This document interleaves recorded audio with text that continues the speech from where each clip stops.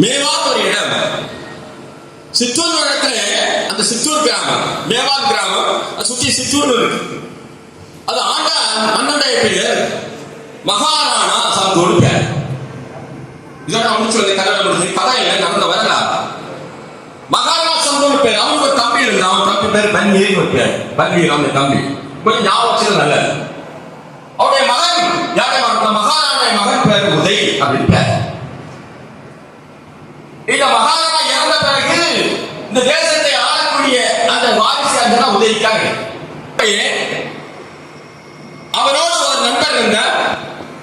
சந்தன், அவன பேர் சந்தன் பேர். இந்த சந்தன் உதவி நம்ம ஃப்ரெண்டு. அந்த உதவி சொல்லக்கூடியவரை வளர்த்தது யார் சொன்னால் இந்த சந்தனுடைய அம்மா தான் வளர்க்கிறாங்க. அவன் பேரு பன்னத்தை அப்படி பேர். அவங்க பேர் அதுவே இந்த பன்னத்தை யாரால உதவியையும் சந்தனை வளர்க்கிறாங்க. இன்னொரு வளர்ந்து வந்துட்டே இருக்காங்க. வளர்ந்து வந்துட்டு இருக்கும் போது இந்த மகாராணுடைய தம்பி பன்வீர் என்ன நினைக்கிறான்னா, இந்த தேசத்தை நான் ஆள வேண்டும், நான் ஆட்சி செய்ய வேண்டும். அப்படி சொன்னால் மகாராணாவுக்கு வாரிசு யாரு? உதய். கொல்ல வேண்டும் என்று நினைக்கின்றார். அதற்காக திட்டம் போடுகின்றார். இந்த திட்டத்தை எல்லாம் யார் அறிகின்றார் சொன்னால் அந்த பன்னத்தாய்களுடைய அம்மா அறிகிறாங்க. ஏன்னா இந்த பன்னத்தாய் தான் உதய வளர்க்கிறாங்க. பாலூட்டி சீராட்டி அந்த மாதிரி வளர்த்துட்டு இருக்காங்க. ஏன்னா அந்த சின்னத்தாயுடைய மகனும் இந்த உதயும் ஒரே நண்பர்கள், ரெண்டும் சேர்ந்து வாழ்ந்துட்டு இருக்காங்க. இந்த மாதிரி அங்கே இருக்கக்கூடிய அத்தனை செய்திகளை நாம் அறிகிறாங்க, பன்னத்தை அறிகிறாங்க. உதய இவன் கொள்வதற்காக, பன்னீர் கொள்வதற்காக திட்டம் போடுகின்றார். ஆனா பன்னீர் எப்படிப்பட்டவன் சொன்னா ரொம்ப யோக்கிய மோசமானவன். அவர் ஆட்சி பண்ணினால் இந்த தேசம் வழங்காது. என்னை போல சகோதரிகள் நடமாட முடியாது. இந்த தேசம் சீர்கிட்டு போயும் என்று அந்த அம்மாவுக்கு தெரியும். ஆகவே பன்னீர் ஆளக்கூடாது. இந்த தேசத்தை மகாராணாவுக்கு பிறகு அவர் மகன் உதயதான் ஆள வேண்டும் அப்படின்னு சொல்லி அந்த அம்மா திட்டம் போட்டிருக்காங்க. ஆனால் உதயம் கொள்வதற்காக பன்னீர் முயற்சி பண்றாங்க. இந்த முயற்சி எல்லாம் இந்த மறந்துட்டு இருக்காங்க. ஒரு காலகட்டத்தில் அந்த அம்மாவுக்கு தகவல் வருது, நாளைக்கு பன்னீர் வந்து உதயை கொல்ல போறான் அப்படின்னு தகவல் வருது. இந்த அம்மா பார்க்கறாங்க, என்ன பண்றது? தான் ஆட்சி பண்ணது எதை செய்வதற்கு அவன் தயங்க மாட்டான். ஆகவே அவனை கொள்வதற்கு தயங்கமா, எதை செய்வதற்கு தயங்க மாட்டான். அவன் எப்படியாவது உதயை காப்பாற்ற வேண்டும் என்று அந்த அம்மா சிந்தனை பண்றாங்க. அன்புள்ள சகோதரர்களே, எந்த தாயும் செய்ய முடியாத துணியாத தியாகத்தை அந்த அம்மா செய்யறாங்க. பன்னீர் வரக்கூடிய விஷயம் தெரியுது இந்த அம்மாவுக்கு. இந்த 5 அல்லது 10 நிமிடங்களிலோ உதயை கொல்ல வருகிறார் என்று செய்தி வருகிறது. இந்த சின்ன பன்னத்தாய் உடனே ஓடி போகிறார். கட்டிலை பார்க்கிறார். உதயை படுத்துக் கொண்டிருக்கிறான். அயர்ந்து தூங்கிக் கொண்டிருக்கின்றார். அங்கே அயர்ந்து தூங்கிக் கொண்டிருக்கின்றார். உதயை பார்க்கிறார். நல்ல தூக்கம். அவனுடைய உடையை பார்க்கிறார். இளவரசனுடைய உடை அணியப்பட்டிருக்கின்றது. அந்த இளவரசனுடைய உடையை ஒவ்வொன்றாக காட்டுகிறாள் அந்த பன்னத்தாய். கலட்டி நேரே செல்கிறாள். அதற்கு பக்கத்திலே ஒரு செயலை வைக்கின்றார். அந்த உடையை அப்படியே கையில தூக்குகின்றார். அவன் தூக்க முடிக்கவில்லை. அப்படியே அவனை தூக்கி பக்கத்திலே ஒரு அறையிலே படிக்க வைக்கின்றார். பக்கத்திலே படிக்கின்ற அவனுடைய மகன் அந்த சந்தர்ப்பை தூக்குகின்றார்.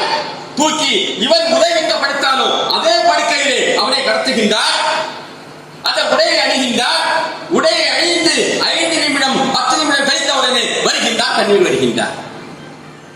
வந்த உடனே கேட்கின்றான் சின்ன அந்த பெண்ணத்தாயிடம், எங்கே உடை என்று கேட்கின்றார். அந்த அம்மா சொல்கிறது கையை நீட்டுகிறார். பேசவில்லை. படுக்கரை நீட்டுகிறார். உடனே பன்னீர் வாழை இருக்கின்றான்.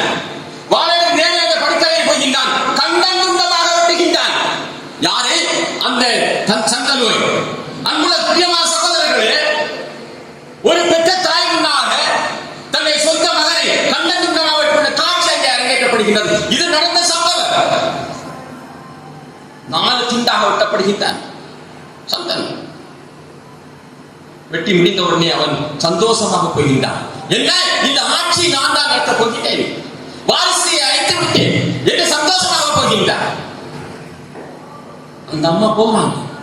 பெற்ற மகன் தன் முன்னாலே கண்டம் துண்டமாக காட்சியை பார்க்கின்றான். எந்த தாயாவது இந்த மாதிரி சம்பவத்தை நடத்தியிருப்பார் என்று சொன்னால் நான் ஒரு சட்டத்தை படித்ததில்லை. அங்கே பார்க்கின்றார் கட்டிலே ரத்தம் ஆறாக ஓடுகின்றார். அப்படியே தூக்கின்றார் தன்னுடைய மகனை, பெற்ற மகனை அப்படியே தூக்குகின்றார். தூக்கி கொண்டு பக்கத்திலே ஆட்டுப்படுகையிலே கொண்டு செய்ய வேண்டிய கர்மத்தை எல்லாம் செய்கின்றார். அடக்கம் செய்கின்றார்.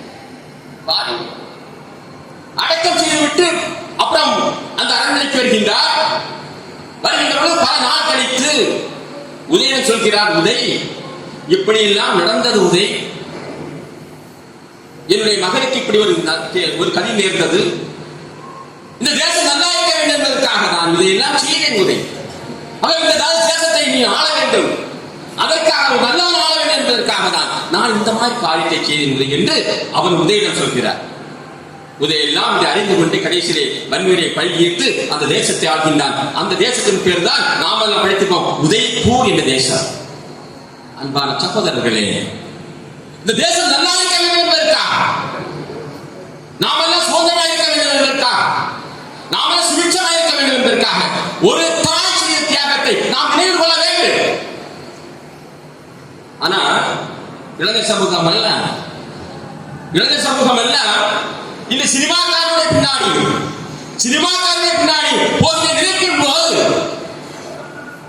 உண்மை என்ன செய்வது என்று தெரியவில்லை. ஆகவே நீங்கள் எல்லாம் ஒரு நல்லவனாக, பண்புள்ளவனாக தேசத்தை நான் உருவாக வேண்டும் என்பதற்காக தான் இந்த முகாமில் நான் இருக்கின்றேன். அன்புள்ள சகோதரர்களே, கன்னியாகுமரி மாவட்டத்தை ஒரு உணவுள்ள மாவட்டமாக ஆக்க வேண்டும், அதற்கான வாய்ப்பு தான் இந்த முகாம்.